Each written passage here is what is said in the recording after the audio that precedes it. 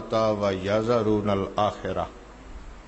میرے بہت سارے کہا لوگ ایسے ہیں جو نقد پر نگاہ رکھتے ہیں، آخرت پر نگاہ نہیں رکھتے۔ وہ مسلمانوں، کسی کو قرض حسنہ دینے سے جنت مل جاتی ہے، 5 روپے کو ہم نے کیا کرنا ہے؟ جی میرا میں سال بعد لوں گا تو 1000 روپیہ 900 بن جائے گا، تجھے پتہ نہیں اللہ کے ہاں کتنا بن چکا ہے۔ ہماری نگاہ صرف یہاں تک ہی ہے۔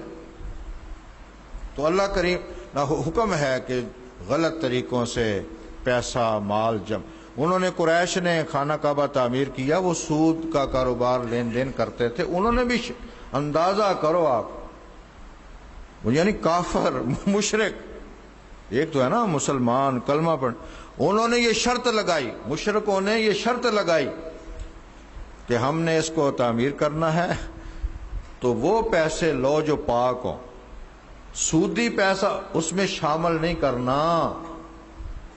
اور پھر آپ نے اس کی خانہ کعبہ کی تعمیر آپ نے پڑھی ہوگی، قدرت کا نظام دیکھو، وہ اتنے پیسے جمع نہیں ہوئے جس سے پورے کعبے پہ چھت ڈالیں۔ اللہ کا نظام ہے نا، وہ اتنے پیسے جمع نہیں ہو سکے۔ میں یہاں اپنے ساتھی جو بیٹھے ہیں ان سے یہ کہوں گا، یہ جو آپ کو اللہ تعالیٰ پیسے دے دیتا ہے، جمع ہو جاتے ہیں، کام کر لیتے ہیں آپ، اس پر بھی اللہ کا شکر ادا کرو۔ وہ تم اتنی دیگیں پکاتے ہو، پیسے بڑھ جاتے ہیں، لوگ تو ایک ایک دیگ کے لیے پیسے جمع کرتے رہتے ہیں، ان کی دیگ ہی پوری نہیں ہوتی۔ اس پر بھی میں اور آپ شکر ادا کریں، یقین جان۔ اور 27واں کو جو کھانا بڑھ جاتا ہے، پورا ہو جاتا ہے، اس پر اللہ کا شکر نہ ادا کریں، ورنہ تو آپ جانتے ہیں تبرک تقسیم پورا کبھی ہوتا ہی نہیں۔ تو اس پر بھی ہمیں اللہ کا شکر، سب کچھ اللہ کی مہربانی، سب کچھ اللہ کا فضل، اس کی رحمتیں، وہ اللہ کی قدرت، وہ جمع ہی نہیں ہوا اتنا پیسہ۔ تو پھر آپ جانتے ہیں کعبہ شریف کو انہوں نے چھتا، یہ جو حتیم نہیں، حتیم کا حصہ کعبہ کا، حتیم کعبہ، یہ انہوں نے خارج کر دیا۔ انہوں نے کہا اتنے حصے پہ، چلو نہیں پیسے یار اتنے حصے پہ چھت ڈال دو، باقی پھر پیسے آئیں گے تو دیکھیں گے۔ اللہ کی شان۔ پھر ماشاءاللہ حضور نے اعلان نبوت فرمایا، اور آپ فرمایا کرتے تھے کہ میں چاہتا ہوں کہ اس کو چھت ڈالوں سارے پر، حتیم کو بھی کعبے کا حصہ بنا دوں، لیکن حکمت یہ ہے، حضور نے فرمایا حکمت یہ ہے کہ اس کو چھت نہ ڈالی جائے۔ حکمتیں ہیں نا، مثلا ایک حکمت آپ سارے جانتے ہوں گے، میرے لیے اور آپ کے لیے کبھی خانہ کعبہ کا دروازہ کھلتا ہے؟ وہ مشرف صاحب کہتے ہیں میرے لیے کھلتا ہے۔ دیکھو نا، وہ کہتا ہے میں وہاں پہنچا ہوں جہاں بلال پہنچا ہوں، اللہ کے بندے تو کس کا نام لے رہا ہے؟ کہتا ہے میں 7 دفعہ گیا ہوں، تو 7 دفعہ گیا ہے تو زیادہ اللہ کی بارگاہ میں جھک، اور یہ نعمتیں اللہ نے اگر عطا کی ہیں تو اللہ کی بارگاہ میں جھک، تاکہ پوچھ ہوگی، پکڑ ہوگی کہ تیرے لیے دروازے کھل۔ ہر آدمی، کئی لوگ ہیں، مثلا اس دفعہ میری اہلیہ میرے ساتھ تھیں، تو میں نے اسے کہا یہ حتیم کعبہ کے اندر داخل ہو، تو جا کے مجھے کہنا کہ بے نظیر کے لیے کعبہ کھلتا ہے، میرے لیے نہیں کھلتا۔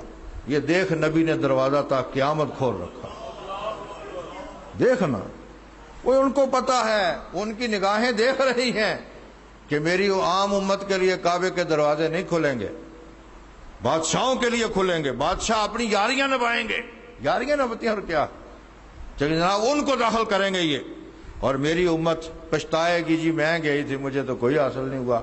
حضور نے فرمایا حکمت ہے، کعبہ کو چھت پوری نہیں ڈالیں گے، حتیم کعبہ کو باہر رکھو، اور فرمایا طواف حتیم کے باہر سے کیا کرو، کیونکہ حتیم کعبہ کا حصہ ہے۔ اور ہم جا کے الحمد، دیکھو نا، کسی سفارش کی ضرورت ہے کہ جی وہاں داخل ہونا ہے، لہذا چٹ لکھ کے دو، اور اب تو اللہ جزا دے شاہ عبداللہ کو، اس نے کہا ہے مسجد نبوی کے دروازے پورے سال کھلیں گے۔ واہ کیا بات ہے، کیا بات ہے۔ کچھ مولوی کہتے تھے کہ یہ دروازے بند ہو جائیں گے، کچھ مولوی کہتے تھے کہ یہاں آئے گا کوئی نہیں۔ رب کا نظام دیکھو، اسی سلطنت کے حکمران نے، اسی سلطنت کے حکمران نے آج کل میرے خیال اعلان کر دیا، اس نے کہا مسجد نبوی کے دروازے 24 گھنٹے کھلے رہیں گے اور پورا سال کھلے رہیں گے۔ اور قدرت کا نظام دیکھو، اور جن کے ان مولویوں کے ساتھ معاہدے ہیں، اور یہ شہنشاہی محمد رسول اللہ کی ہے، کوئی مولوی نہیں، کوئی کچھ نہیں۔ مسجد نبوی کی توسیع انہی حکمرانوں کے ہاتھ، یہ خوشخبریاں ہیں امت کے لیے، اور میں سمجھتا ہوں یہ امت کے لیے اتنی بڑی خوشخبری ہے کہ یہ رحمت کے دروازے کھل گئے ہیں، اور یہ مسجد نبی کے دروازے نہیں کھلے، یہ آسمانوں سے رحمتوں کے دروازے کھلے۔ یہ معمولی فیصلہ نہ سمجھو، یہ بہت بڑا فیصلہ ہے، اور اس میں امت کے لیے خوشخبریاں ہی خوشخبریاں۔ مسجد دیکھو نا، در مصطفیٰ کو بند کرنے کا کیا مطلب؟ در رسول کے دروازوں کو ترکوں کا دور کے بعد اب یہ اعلان ہوا، ورنہ میں یہ مانتا ہوں کہ تھوڑی دیر کے لیے اگر بند کرتے تھے خدمت کے لیے، ورنہ وہ تو عشاء کے بعد نکال دیتے تھے، ترک تھوڑی دیر صفائی کے لیے یا خدمت کے لیے بند کرتے تھے، پھر کھول دیا کرتے تھے تاکہ جو آئے ہیں، بلکہ انہوں نے باہر جگہ بنائی، تو کہتا جتنی دیر تک مسجد نبوی تھوڑی دیر بند رکھتے نا، انہوں نے قدموں کی طرف نشان دیا، ایک سبز اب بھی موجود ہے، تاکہ لوگوں کو پتہ چلے کہ آپ کے قدمین شریفین یہاں ہیں۔ اور وہاں اگر کوئی دیکھو نا، ہر وقت ٹائم لوگوں کسی نے جانا ہے آنا ہے تو پھر وہاں وہ حاضری دے لیا کرتے تھے۔ انہوں نے بلکہ شاہ عبداللہ تک یہ بات پہنچنی چاہیے، جو حاضری کا ادب ہے وہ یہ ہے، قدمین شریفین سے آؤ۔ کسی بھی سرور عالم کا تو شان ہی بھائی، وہاں تو میں ان کی مثال کیا، بولے آپ کسی بھی مزار پہ جاتے ہیں، کسی بھی قبر پر جاتے ہیں، مثلا اپنے والدین کے قبر پہ جاتے ہو تو طریقہ کیا ہے؟ قدموں کی طرف سے جاؤ، اور پھر جہاں ان کا چہرہ ہے نا وہاں جا کے آپ ان کے سامنے کھڑے ہو۔ یہ اسلام نے قبر پر حاضری کا طریقہ بیان کیا۔ تو باب جبریل سے لوگ آتے تھے، داخل ہوتے تھے قدمین شریفین کی طرف سے، اور پھر آپ کی بارگاہ میں حاضری۔ انہوں نے وہ قرآن کریم رکھ کے دروازے بند کر دیا۔ بقی ایک دروازہ کھولا ہے، باب السلام کی طرف سے آؤ، ادھر سے وہ حضور کے سر اقدس کی طرف سے آنا ہے، وہ قدموں کی طرف سے نہیں ہے۔ تو اللہ کرے شاہ عبداللہ تک یہ بات بھی پہنچے تو وہ اٹھائے اور سے کہے راستہ۔ وہ شاہ عبداللہ نے کیا کھلوانا ہے، کھلوانے والا کھلوا دے گا انشاءاللہ، وہ سارے فیصلے ہو جائیں گے۔ تو میرے نزدیک یہ مسجد نبی کے دروازے کھلنے علامت ہے امت پر رحمت و کرم ہونے والا، امت کے لیے خوشخبریاں آنے والی۔ تو حتیم کعبہ جب مشرک احساس کرتے ہیں کہ رب کا گھر سودی پیسے سے، حرام پیسے سے نہیں بنانا، تو مجھے بتاؤ مسلمان کی سوچ کیا ہونی چاہیے؟ بلکہ حج کرتے ہیں آپ لوگ، اور اللہ ہمیں نصیب کرے، غلط پیسے سے حج نہیں کرنا، غلط پیسے سے عمرے نہیں کرنے۔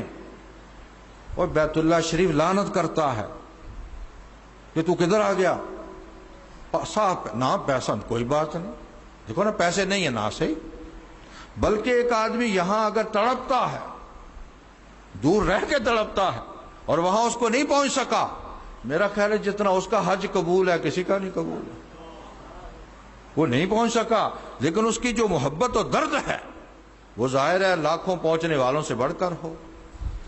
یہی جن کا میں نے بزرگوں کا ذکر کیا، شیخ عبد القادر جیلانی، ان کے بچپن میں لکھا ہوا ہے، ان کے حالات میں جب وہ علم حاصل کرنے روانہ ہوئے نا، اس وقت کا ان کا، کہ وہ جب لوگ حج کے لیے روانہ ہوئے تو روتے تھے کہ کاش میں بھی جاتا، کیونکہ یہ بچپن سے ولی ہے نا ماشاءاللہ، میں بھی جاتا۔ تو کہتے ہیں وہ قافلہ اس وقت پیدل قافلے تھے، کہتے ہیں بغداد سے جب قافلہ چلا نا تو میں کعبے کی چھت پہ چڑھ گیا کہ اس قافلے کو دیکھوں، محبت ہے نا بھائی۔ تو فرماتے ہیں جب وہ قافلہ چلا نا تو آنسو پونچھنے کے لیے میں نے جب اپنی آنکھیں کھولی تو کعبہ شریف سامنے تھا۔ دیکھو نا، یہ اللہ کا نظام ہے، اللہ کی قدرتیں ہیں، اس کو کون روکے؟ ہم نے یہ سمجھ رکھا ہے کہ نہیں، وہاں جسمانی قرب سے روحانی قرب زیادہ ہے۔ مثلا ہمارا رشتہ حضور علیہ السلام سے کوئی خاندانی ہے، مثلا ایک نعوذ باللہ اللہ معافی دے، خدا نخواستہ حضور کی ظاہری حیات کا بندہ جس نے حضور کو دیکھا ہے، آپ کا پکا رشتہ چچا ہی کیوں نہ ہو، وہ قبر میں حضور کو نہیں پہچان سکتا، وہ نہیں پہچان سکتا۔ مثلا ابو لہب بھی ہے، دیکھو نا سگا چچا ہے، لیکن حضور کا انکار کرتا ہے، پردے اٹھائے جائیں، سامنے لایا جائے، ان کے بارے میں کیا کہتا ہے؟ وہ کہے گا میں نہیں پہچانتا۔ لیکن تا قیامت آنے والا امتی کوئی رشتہ نہیں، کوئی دیکھا نہیں، تو آخر وہ کہہ دے گا کہ یہ محمد رسول اللہ ہے۔ تو کس بنیاد پر؟ اس سے مطلب یہ ہوا کہ روحانی رشتہ جسمانی رشتے سے زیادہ مضبوط ہوتا۔ اسی لیے قرآن کریم کو پڑھو، ما کان محمد ابا احد من رجالکم، یہ تم میں سے کسی کے والد نہیں ہیں، لیکن کیا ہے؟ ولیکن رسول اللہ۔ والد کا رشتہ قبر تک ٹوٹ جاتا، ماں باپ کا رشتہ ٹوٹ جاتا ہے، حضور کا رشتہ ٹوٹتا ہی نہیں۔ اور یہی وجہ ہے کہ ہر موڑ پر پھر مصطفیٰ سنبھالتے ہیں۔ تو ہم بھی ان لوگوں میں شامل ہیں کہ ہم نہیں احتیاط کرتے، تو صاحب اسی لیے حضور نے بار بار فرمایا کہ اللہ کریم پاک پیسے کو قبول کرتا۔ تو اصل بنیاد یہ تھی کہ تقوی بنیادی شے، کہ اللہ تعالیٰ متقین کے عمل کو قبول کر۔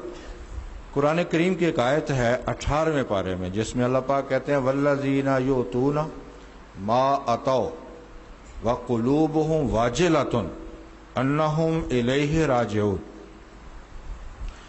میرے بندے میری بارگاہ میں خرچ کرتے ہیں، اللہ کے بندے فرمایا اس کی بارگاہ میں خرچ کرتے ہیں، لیکن ساتھ کیا ہوتا ہے؟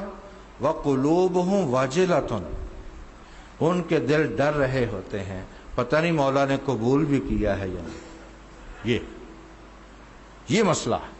تو جب یہ تمام چیزیں ہم دیں، اچھا پھر جب عمل کر لیتے ہیں تھوڑا بہت، اگلا درجہ، جب تھوڑا بہت عمل، مثلا رمضان شریف ہی آ گیا، روزے رکھ لیے، نفل پڑھ لیے، قیام کر لیا، تراویح پڑھ لی، قرآن کریم سن لیا، کچھ صدقہ دے دیا، تو پھر اگلی مصیبت یہ کھڑی ہوتی ہے کہ عمل پر گھمنڈ آ جاتا ہے کہ یار ہم نے تو اتنے حج کر لیے، یار ہم نے تو اتنی نمازیں پڑھ لی۔ میں نے وہ جو دعا نہیں حضور علیہ السلام کی اللہم انک عفو تحب العفو، اس دعا کا جو حکمت سکھانے کی محدثین نے لکھی وہ یہی ہے۔ ان جتنے محدثین کو میں نے پڑھا کہ حضور نے یہ معافی مانگنے کی دعا کیوں سکھائی، تو وہ کہتے ہیں اس لیے کہ کہیں